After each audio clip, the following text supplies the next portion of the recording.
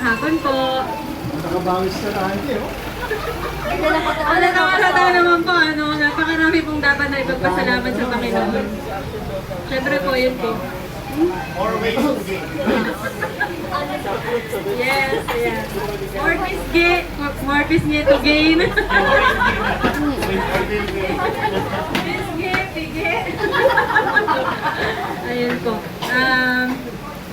Thankful and blessed for the whole year.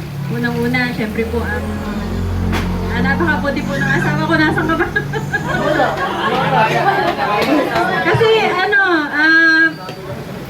isa sa pinagpapasalamat ko po, yun yung dati, puro ako kalungkutan or frustration na hindi magkaanak. Month by month na magkakaroon, palaging, iyak ka na lang na iyak kasi hindi ka magkaanak talaga.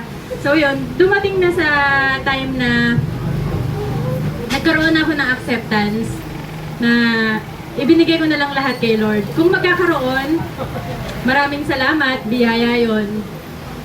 At ang Panginoon naman po ang nagbibigay talaga ng anak. Ngayon, kung hindi magkakaroon, yun po ang kalooban eh. So yun na po yung parang isa sa pinagpapasalamat ko. Na noon kasi talagang may magpapaampon? Sino po ba? Ilan po ba? Sophia daw, papa. Ayun po. Ay, si Sophia. Naku, para lang tayo mag-sister. Mamin ka. Ayun po. Yung pagdating naman po sa bagay na yun, napag-usapan din namin ni Preacher, talagang lahat i-consider namin eh. Pero ang pag-a-adapt po kasi, dapat dalawa kayong may gusto. So yun, ako open ako doon. Kung halimbawa naman yung partner mo ay hindi open sa ganung bagay, so we have to respect each other. Ayun, narinig yun na nga, sabi niya, tama na yung isang sakit ng ulo, ako doon. Ayun po. So, kumbaga, hindi siya open sa ganon, ako lang yung may gusto. So, talagang ganon, kami na lang ang magtsatsaga sa isa't isa. Ikaw na lang baby daw niya. Opo, napaka-mapagmahal po niya. Yung first fruit namin nasa heaven na. So, Yes. tatagpuin na lang namin when we get there.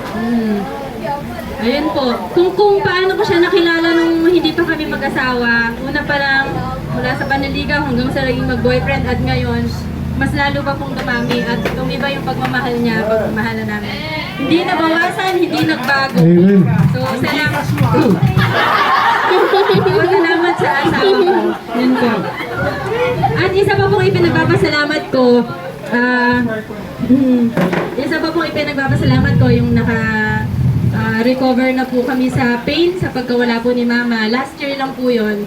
So, isa talaga sa pinakamasakit na mangyayari sa buhay mo ay mawala ng magulang. Yan po. Kaya tama po yung sinabi ni Sister Heidi na napakaganda, laking biyaya na nandyan yung magulang mo kompleto. Ganun. So yun po, kami magkakapatid, okay na kami doon. Although yung pain naman, nandyan na yan eh. Hindi na yan mawawala. Pero, yung comfort ng Panginoon, na hindi na po katulad ng dati na talagang palagi mo maaalala ko. Yan po, madami pong blessing. So yun po, pinag-pray po namin actually, pinag-pray po namin ang paglabas pa din po ng bansa. Although okay naman po lahat ngayon, kaya lang, alam niyo naman po yung situation namin doon. Ayun po, palagi po namin pinag-pray yun na Pag-pray ko na lang. na yung mga kasama po namin doon ay iba po ang belief nila. It's a false religion, it's a cult. So, nandun kami mag-asawa. Sana gamitin kami ng Panginoon na yan po. Although hindi na namin sila mababago kasi sarado na yung nila doon eh. Na ito ang Diyos nila. Hindi na namin mababago yun. Pero yung ma-share lang namin yung gospel sa kanila, ang Panginoon na ang kikilos kung paano sila hihipuin po. So yun po. Mabuting kalusugan para sa amin din pong pamilya. Yung last na check-up ko ay last year pa. Ay, January, bago ko bumalik ng La Union. So yun po, hanggang ngayon, hindi ko na siya masyadong iniinda kasi nga, nandun lang siya eh. Hindi rin siya mawawala hanggang hindi mo siya ipapa-opera or hindi siya tatanggalin. So yun. Kaya, yung mga bagay na nakakapagbigay po sa akin ng, ay, time's up na daw.